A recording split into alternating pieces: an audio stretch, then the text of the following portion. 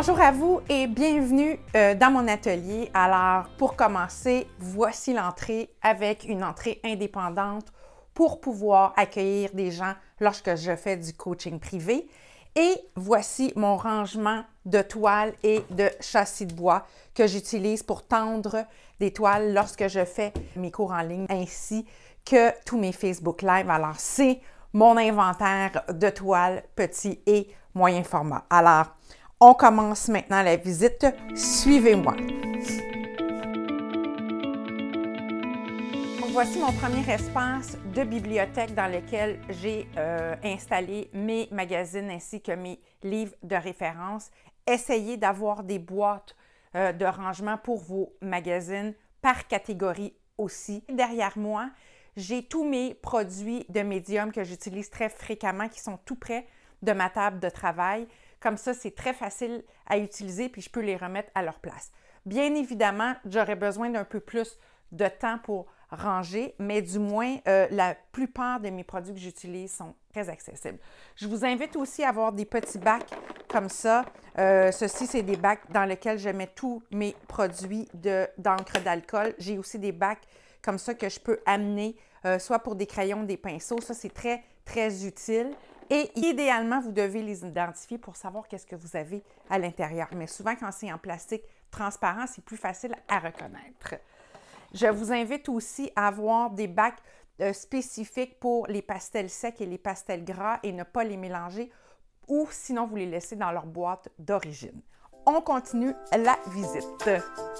Tout juste à côté de ma bibliothèque de produits, j'ai mes tiroirs avec tous mes retails de papier de magazines. Souvent, je vais faire des photocopies et je vais garder les extras ou les originaux et je les ai identifiés par catégorie, comme ça, nature, architecture, etc., forme. Ça me permet de reconnaître mes catégories.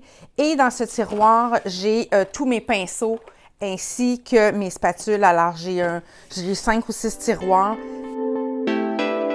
Je continue ma petite tournée, je vous fais le tour rapidement et tout au fond, vous voyez 2 toiles qui sont sur le mur. Alors, c'est le mur que vous voyez lorsque je fais des tournages de mes Facebook Live ou de mes cours en ligne. Et tout au fond, ici, vous avez ma table de travail. Ce que je vous propose, ce n'est pas d'avoir un grand espace, mais un espace qui est bien organisé. Donc, chaque chose, chaque produit, chaque médium, chaque outil a leur place. Je vous montre à l'instant comment je suis organisée et je dirais que j'ai un atelier parfaitement imparfait parce que je sais me reconnaître, mais je sais que j'ai encore beaucoup de ménage et d'organisation à faire. Venez-vous-en, je vous montre mes tiroirs secrets. J'ai un chariot avec des contenants dans lesquels j'ai mes crayons, tous mes crayons feutres, mes crayons de bois, tous mes outils de travail, donc c'est tout au même endroit. Et je me suis procuré, je crois que c'est sur Amazon, une pochette comme ça avec des crayons qui sont tous mes crayons d'aquarelle et mes crayons que j'utilise très souvent, les crayons de bois. Et je veux aussi porter à votre attention que ma peinture est accessible directement de ma table. Et j'ai acheté aussi un chariot avec des tiroirs coulissants de plastique.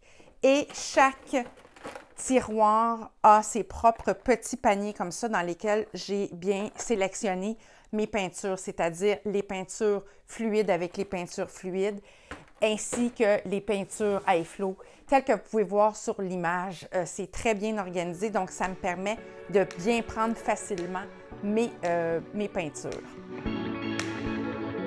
J'ai le bonheur d'avoir un évier dans mon atelier ainsi qu'un comptoir. Si vous n'avez pas, ce n'est pas grave. Ce qui est important, c'est d'avoir peut-être un couvercle dans lequel vous pouvez déposer vos pinceaux lorsqu'ils sont mouillés. N'oubliez pas de les faire sécher à plat. Et lorsqu'ils sont secs, je les dépose dans des bacs de plastique avant de les ranger. Et j'ai un tiroir aussi avec des chiffons à la portée de main. Je vous invite aussi à avoir parfois un panier. Lorsque vous voulez peindre à l'extérieur, lorsqu'il fait beau, vous mettez l'essentiel, quelques pinceaux seulement, les couleurs de base ainsi que vos médiums préférés. Ne laissez jamais votre peinture à l'extérieur lorsque c'est très chaud ou dans la voiture, par exemple, l'hiver, lorsque c'est très froid. Parce que le pigment de votre peinture va se détacher du liant et votre peinture va être foutu. Un autre élément qui est important, comme vous voyez à l'écran, c'est d'avoir une bonne position si vous peignez sur chevalet. Donc, la main doit être à hauteur d'yeux et vos yeux doivent être à environ au tiers de la toile à partir du haut. Un autre élément qui est à considérer, c'est l'éclairage. Je suggère d'avoir un éclairage d'aile. Moi, je prends les ampoules qui sont finies, naturelles, donc je vous dirais lumière naturelle de jour. Alors ça, c'est un élément qui est à considérer. Vous pouvez avoir un éclairage à pince que vous allez mettre près de votre chevalet ou avoir une lumière qui va être derrière vous, qui va éclairer le sujet, votre œuvre. Si vous avez la chance d'avoir de la lumière naturelle, donc une fenêtre, je vous invite à mettre votre œuvre face à la fenêtre et vous allez avoir vraiment un bel aperçu des couleurs. Les couleurs sont les plus réelles lorsqu'on les voit à l'extérieur. Pour terminer, ce que je vous dirais qui est le plus, à mon avis, qui est le plus intéressant, c'est ne pas se trouver de raison de dire « je n'ai pas d'atelier, je ne peux pas peindre ». Vous n'avez pas besoin de beaucoup de choses. Un petit rouleau de papier pour protéger votre table, un panier ainsi que peut-être un chariot avec des tiroirs et motivez-vous à tous les jours à peindre. C'est un peu comme, moi je dis souvent, c'est un peu comme préparer des recettes et faire à manger. Bien, il faut nettoyer par après, mais une fois que vous avez l'habitude de peindre à tous les jours, vous allez voir que votre atelier, ça ne sera plus en fait une raison de dire « je n'ai pas d'atelier, je n'ai pas d'espace ».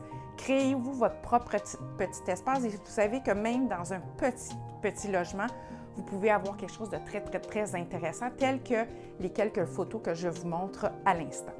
Ce qui est important, encore une fois, c'est d'avoir du plaisir quand vous allez organiser votre atelier, de vous sentir bien, de laisser des petits mots, mettez-vous des fleurs, ajoutez-vous de la musique.